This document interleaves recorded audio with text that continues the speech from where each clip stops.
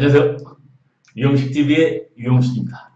오늘은 역사의 수레바퀴 밑에서 라는 제목을 가지고 방송을 하도록 하겠습니다. 먼저 자료화면 보시겠습니다.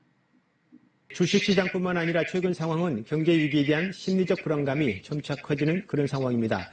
문재인 대통령이 일본 경제를 넘어서자는 극일 의지를 거듭 강조했습니다. 일본이 입힐 실질적 타격보다 우리 기업과 시장의 심리가 위축되는 게 더 위험하다면서 자신감으로 이겨내자고 했습니다. 남과 북이 경제 협력을 통한 평화 경제를 하면은 단숨에 일본을 넘어설 수 있다면서 방법론으로 제시했습니다. 보도에 이병도 기자입니다. 일본은 결코 우리 경제의 도약을 막을 수 없습니다. 오히려 경제 강국으로 가기 위한 우리의 의지를 더 키워주는 자극제가 될 것입니다. 남북 간의 경제협력으로 평화경제가 실현된다면 우리는 단숨에 일본의 우위를 따라잡을 수 있습니다. 정부 고위 관계자는 골드만삭스 보고서를 인용하면서 불안감보다는 냉정함이 필요하다고 말했습니다.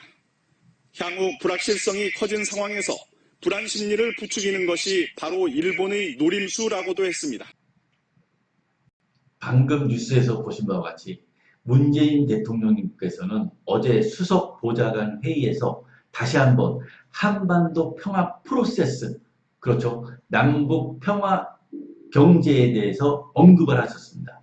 왜냐하면은 지금 엄중한 한반도 정세와 동북아, 그렇죠, 얼마 전에 그 중러 연합 훈련기의 독도 카디즈 침범, 그리고 북한의 계속적인 방사포 발사, 그리고 너무나도 이제 한 달 전부터죠, 그 일본 아베 정부의 경제적 도발 행위들, 그리고 오늘 그 미국이 드디어는 이제 중국을 환율 조작국으로 이제 지정하는 그러한 한반도를 둘러싼 이러한 엄중한 정세에 대해서 문재인 대통령님께서 어제 수석 보좌관 회의에서 남북 평화 경제에 대해서 언급하신 것은 시적절하다고 말씀드릴 수 있습니다. 하지만 오늘 뉴스에서 여러분들이 이제 보셨는지 모르겠지만 이 한반도 평화 프로세스에 대해서 아직도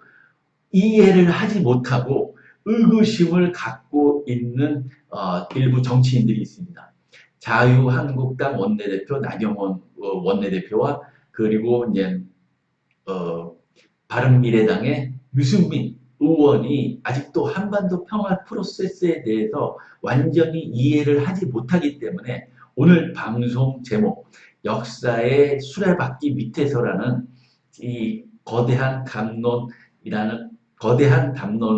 아래에서 제가 이분들을 이해시키기 위해서 한반도 평화 프로세스, 남북 평화 경제에 대해서 제가 오늘 방송을 하려고 합니다.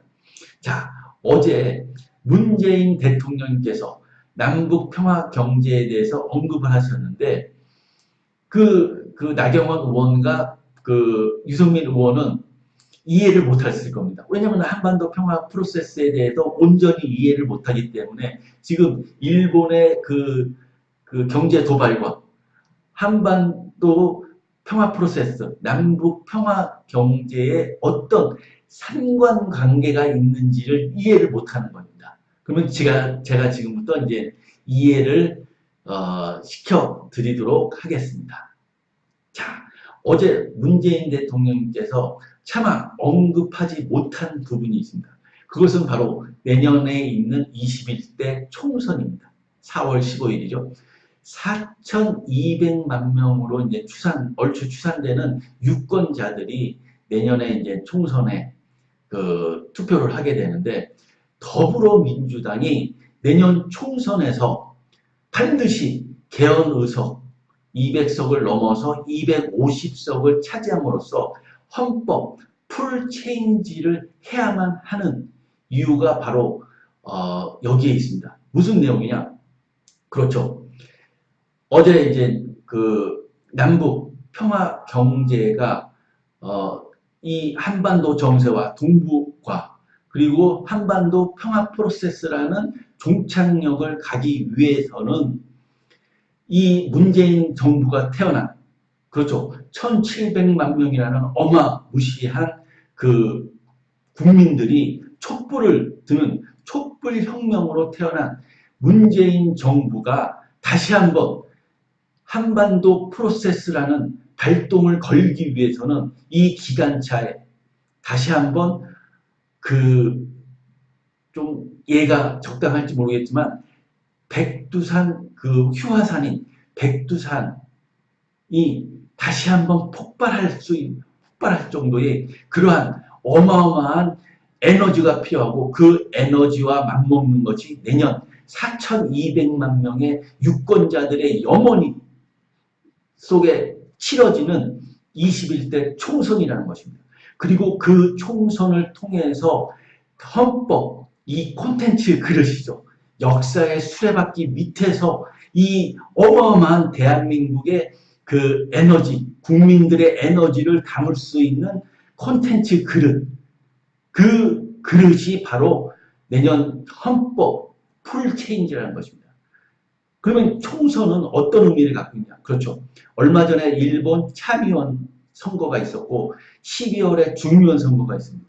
근데 이 참의원 선거와 중의원 선거는 그 일본 국민들의 지지율도 낮을 뿐더러 그 유권자들의 투표 참여율도 낮습니다. 왜냐하면은 그 지방 토호들, 아베 신조 집안, 그리고 아소다로 집안, 그리고 스기하라 집안, 이 토착민들의 그 30, 40%그 대를 이어서 예? 정치도 바뀌지도 않고 바뀌는 것도 없고 안 바뀌는 것도 없고 이 허물허물한 예?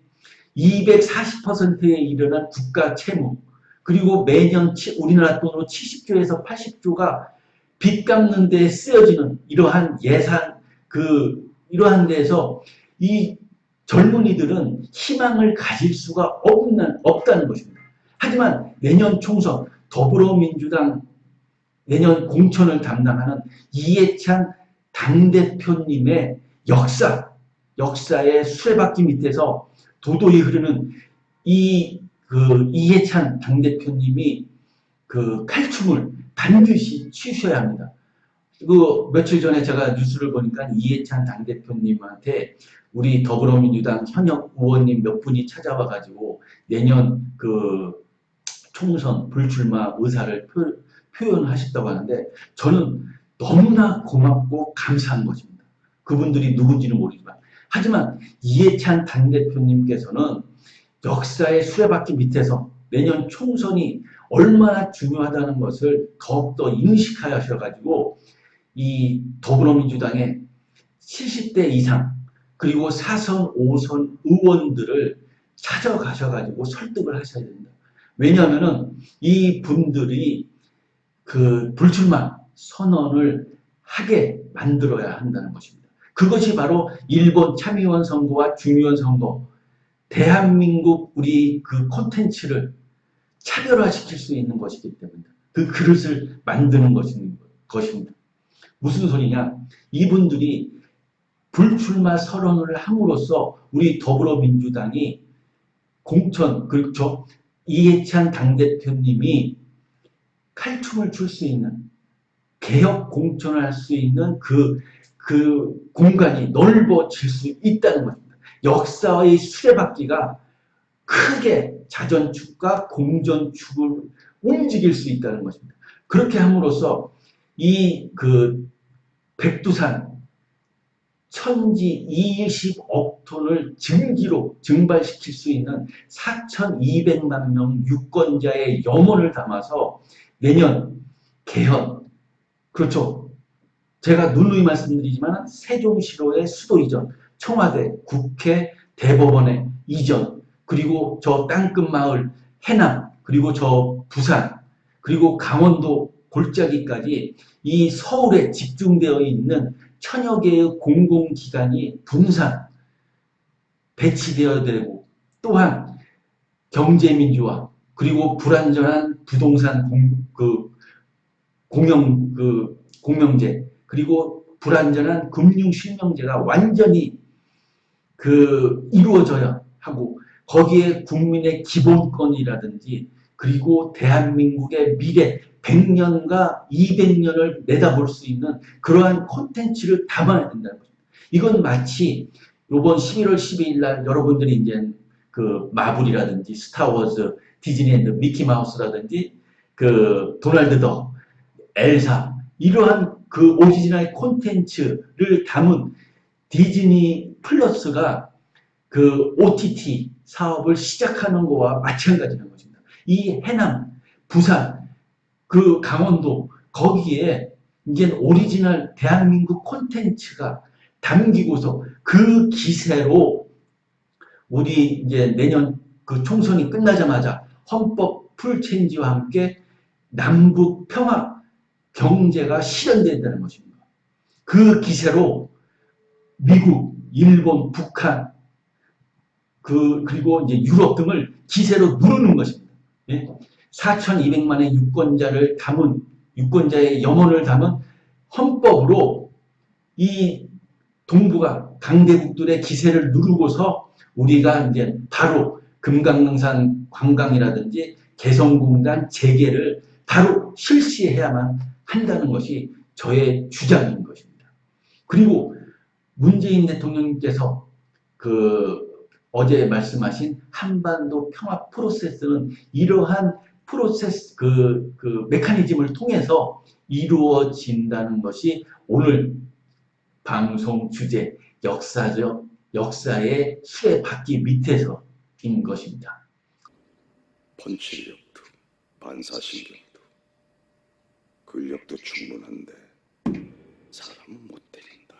참 이상하지. 그렇게 맞았으면서도 그렇게 훈련을 했는데도 주먹 한 방 제대로 날리지 못한다. 왜 그럴까? 왜 지는데?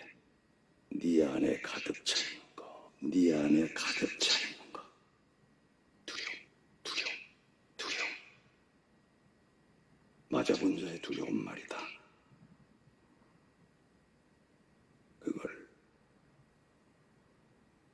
날려보내야 돼.